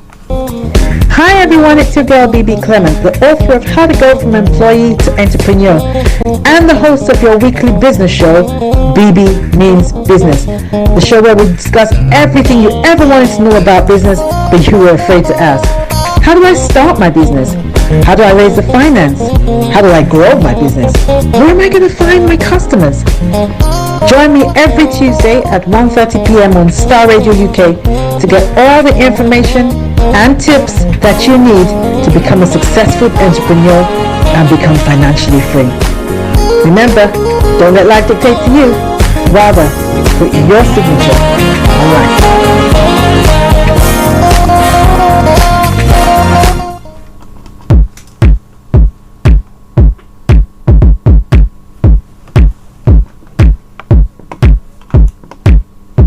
This is Starr Radio UK. Okay, so keep your eyes on the roads, so keep it navigated. I promise I'll on the Starr Radio travel update that comes to where every weekday from 10:40. It's now 10:43. So what's your travels like? Now, those of you in London on the underground this morning, yes, my apologies, let me retake that. So on the underground this morning, the second line has got severe delays due to an earlier faulty train at Liverpool Street, and the Hammersmith and City lines have also got minor delays due to an earlier faulty train at Liverpool Street as well. So the Liverpool Street incident is seen to affecting a few of the lines there. Now, Metropolitan line, minor delays between Harrow on the Hill and Amersham. Chesham, Watford, due to an earlier faulty train at Liverpool Street.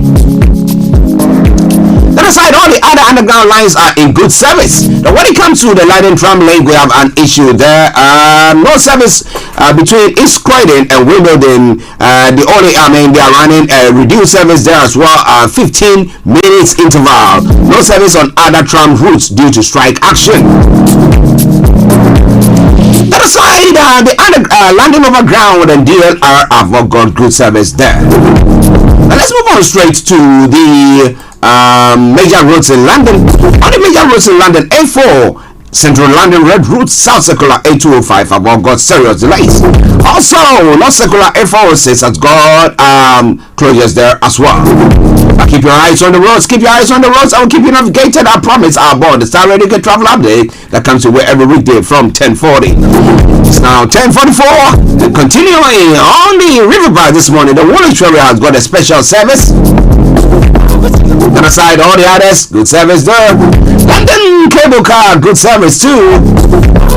And then on the final segment of the travel updates, on the National Rail, Avanti West Coast has got reduced service. Chiltern Railways, minor delays on some routes. And then we've got a Great Anglia, minor delays.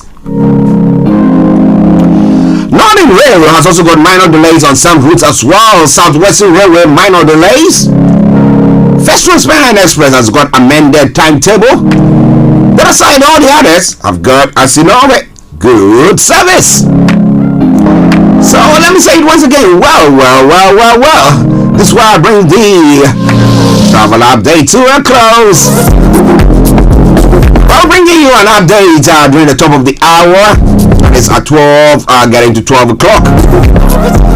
So I'll keep you updated as we promise you. Alright then, so on that note, let me say good morning, good afternoon, good evening, good dawn to you wherever you might be on planet Earth. Enjoy your commute for today, but you know what? Continue to keep those eyes on the road.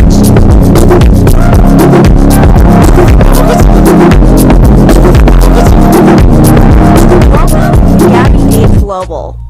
We are a UK-based online e-commerce store, the first of its kind with license to trade in African products.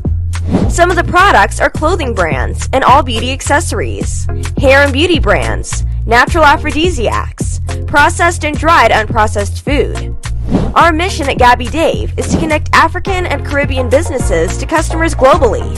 At Gabby Dave, we ensure our sellers get the best deal for their products. We are not just here to help you reach a wider audience. We are also a distribution center to support business growth by fulfilling orders to your customers from our warehouse, making sure customers receive their products on time.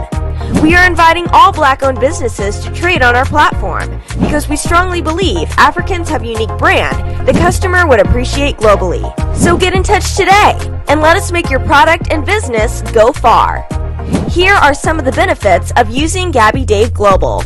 User-friendly platform, track your shipment, online support, transparent process, multiple SKUs, multiple products, a platform that encourages manufacturers as well as traders. Our marketing and PR interventions amplifies yours. Organized products and categories for easy access and navigation. Access to global community, especially within UK and Europe.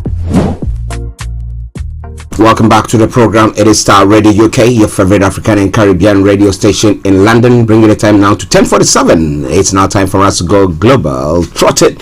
Okay, so what is happening across the globe this morning? Wow. When it comes to what we're going to be looking at in Nigeria at 11 o'clock, once we have the White Lion with us. Now, Army intercepts cannabis worth 4.9 million naira in Yobe. And then family loses only child, blames short-staffed Ondo hospital. You know, when it comes to Africa, I do ask myself, I mean, because people are not held capable for such incidents or crimes, I mean, people just get on, you go to the hospital and you see a nurse just throwing their weight around, not minding you, because what? But if it is part of the world where you can sue, and I think it's about time that we get some lawyers suing people so that people can take things, I mean, they can be responsible for whatever thing that they are doing. But because they are not held responsible for it, they could keep on doing so. But the family of 1 year and a 7-month-old Dominion Akintan has accused the management of Akiti Pupa General Hospital, Ondo State, of negligence after he died at the hospital. Yeah, let's see. It might be a test case. Let's see what happens on that. Gunmen on rampage set ablaze council headquarters in Ebonyi, and then Nigerian police superintendent Jude Ifeanyi brutalized me in Abuja after failed attempt to rape me. Whoa. Where are our women? Yes. Asman says men for women. Yeah, we are here to support them. So we're going to make sure that we make lots of noise about that. I'm the builder, man who knows the way. Buhari ruled under uncertainty, Tinubu says. All right, then we will see 2023 elections are going to hold or not. And the Nigerian military sets ablaze vessel caught with illegal crude oil in Delta. Now, did they manage to take the crude oil from it, or like our stupidity, what we normally do? We just set everything ablaze and then burn the crude oil and everything on board the ship as well. You ask yourself, what do you think we have achieved? Like when elephant tusks or ivories are found, and then we just go, then we just throw everything together and then we set them ablaze. But we are destroying our own resources. Like in Ghana, they said Galamsey, and then they go to the places where this mining is taking place, and then they take all these earth-moving machines and they set them ablaze. And I say you could use it for something better than what is being used for. Why do you set them ablaze and then lose all that money? This is a place where we don't have the funds to actually buy all this machinery, which could be used for other things. So do the military do the right thing, setting this vessel ablaze? Well, why didn't they confiscate it and maybe sell it on to somebody for it to be used? Why did they set it ablaze? Those who set it ablaze, do they have even the funds to do that? Well, we'll be talking more about that, the crime that goes on and the actions that we take. Is it just knee-jerk reaction? We're going to be looking into that as well. But it's all coming away from Starr Radio UK. And when it comes to Ghana as well, Freddie Blair Sands. Okay, let's hop on that one. Kudos to them, congratulations to them, as I say. Battle lines drawn. I see I didn't get Tiano for Swamp for lock-ons for NDC chairmanship. Do you think it's wise for actually get Tiano to say that I'm going to contest for Swamp for? I said he's been there. But what do you think is going to happen on that front? We'll be looking into that. Well, they're not going to be throwing punches at each other, ending up washing their dirty linen in public, which the ruling government or some other parties can take to hit them when the time comes. Now, distance yourself from Charles Bissell, probe over what is that issue going on with Charles Bissell and what do you call him? Is it the OB? What's the name of that man? Jabin. Yes, we'll be looking into that as well. The Office of the Special Prosecutor will be looking into that story as well. A lot more going to be coming from that point as well. Nearly 80,000 girls in Ghana already married or living with a man, Statistical Services says. And how does it help them? What measures are we putting in place to help them stand on their own feet, to say that, well, I don't need to go into a marriage for me to be cared for, but I'm able to make my own income and care for myself. We're going to be looking more into those stories as well. So coming away from Starr Radio UK, your favorite African and Caribbean radio station in London on the African continent. So heat waves will make entire regions uninhabitable within decades. UN and the Red Cross is saying devastating drought like the one pushing Somalia to the brink of famine are made far deadlier when they combine with extreme heat. But well, some of the areas where we have water and all those stuff, the water is being destroyed. The water bodies are being destroyed, and I can tell you, it's a matter of time when everything dries up, and those who depend on the water for their livelihood will have to then move away, and that is the end. We will see things like that happening. Ethiopian President Salih Zewde calls for negotiation to end the Tigray war. Well, can we end it that way? If we can, why not? Alright then, it's all coming away from Starr Radio UK. Millionaire businessman 10 tables to win Lesotho polls. In Lesotho, a millionaire political novice has won the most votes in legislative elections but fell short of securing a parliamentary majority. So he's going to go into coalition with some of the parties too. I don't want to see the same template being used in Nigeria, where maybe we'll have Peter Obi coming up, breaking or beating all the big hooks there. But somebody say Peter Obi is one of them already. He was there. It's only now that he decided to leave them and form his own party. But what do you think? Well, lots more going to be coming away from that front. It is Starr Radio UK, 6 minutes to the top of the hour, and we're bringing you Global Trotting. Now moving on to other parts of the world as well. Take sirens seriously, Ukrainians told as Zelensky vows to fight on. Now people across Ukraine are told to stay in shelters and not to ignore air raid sirens amid fears of further Russian attacks. Dubai royal ex-wife seeks UN custody battle help. Now lawyers ask the Human Rights Council to intervene to ensure Zainab Javadli and her children safety. Alright then, at times you ask yourself the question, some women want to go into a relationship and they want all the money. The man has to be rich, he has to have that, and then they go in there, they get in there, then they say, now we want out. You ask yourself, what is that? Some people go, and it's a messed up world that we live in, isn't it?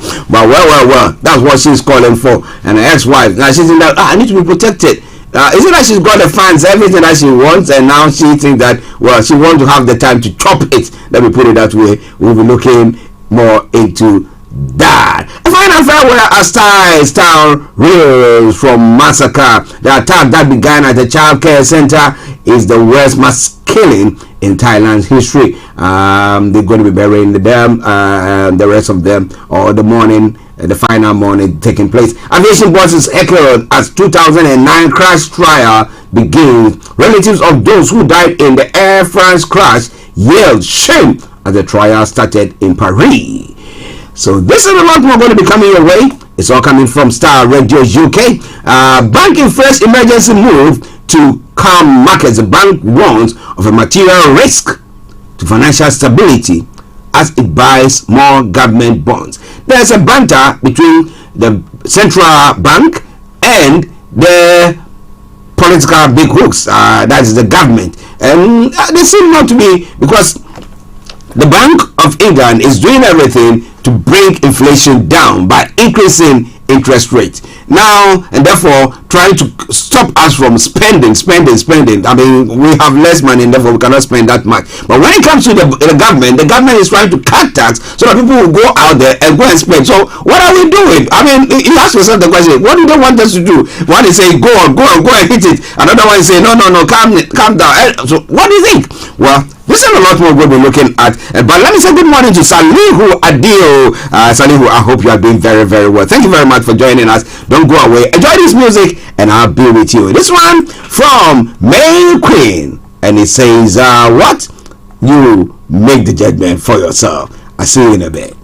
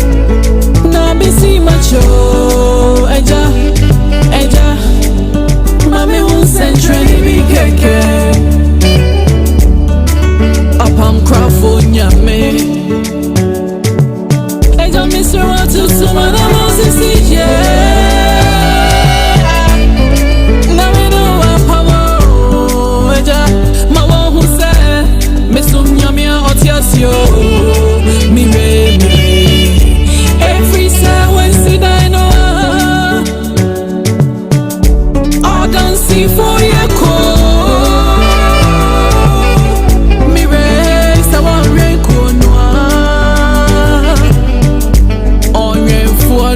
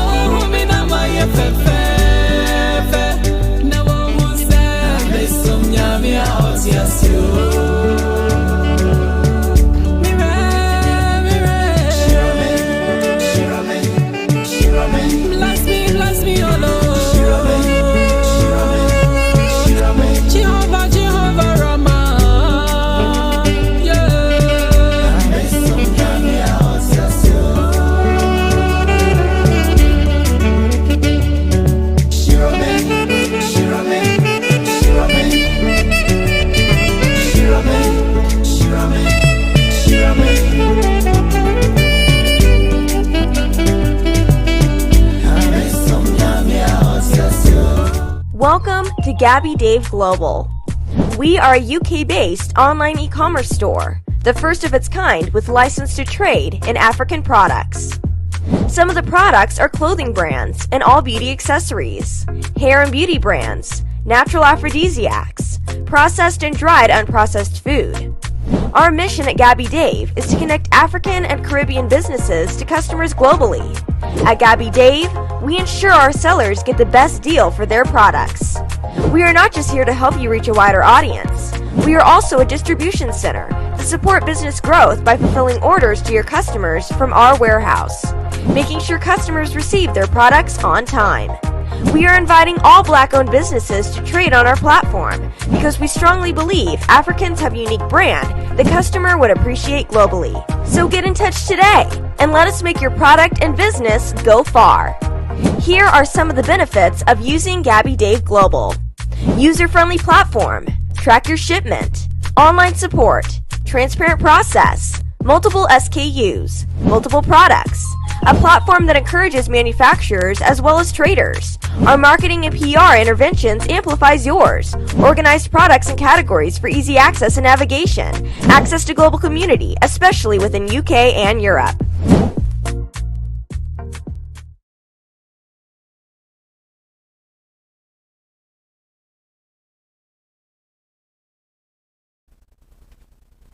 Welcome back to the program. It is Starr Radio UK. It is your favorite African and Caribbean radio station in London.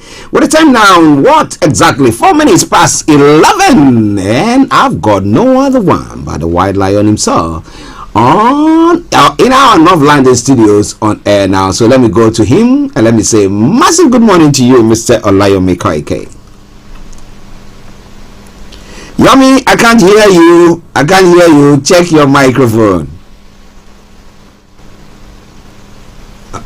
Okay, listeners, bear with us while he tried to sort it out. Bear with us while he tried to sort it out. Hello, Yomi? Okay. But wherever you are listening to us from, just share the broadcast with your friends and loved ones and invite them to like our pages as well. Whilst we have him. Yomi, no, I can't hear you. Yes. I can hear you now. Okay. Very good morning to you, Mr. Archie. Yes, good morning. How are you doing? Well, doing very well.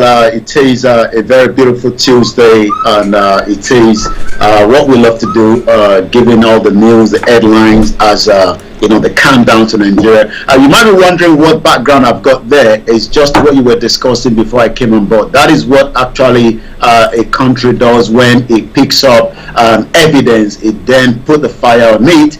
And that is exactly what we're going to be discussing later on. That is one of the vessels that is taking out, stolen crude oil out of Nigeria. But what Nigerian does is they burn it out rather than give the evidence to us now. So we're going to discuss that later on. So just in case people are wondering, what kind of image do we have at the background? Once again, a very good morning and welcome to Starr Radio UK. I'm doing very well. And I say to all our listeners and viewers from around the world, especially those that have joined us from this part of the globe as well, I say welcome again to the morning edition of the headline coming out of Nigeria today. Well, listeners, Mr. Olayomi Koike, for you on the Starr Radio UK morning show with updates from Nigeria, going to come your way from our North London studios where Mr. Olayomi Koike is, and I'm here in the South studios, and we're going to bring you all those information that you need to know.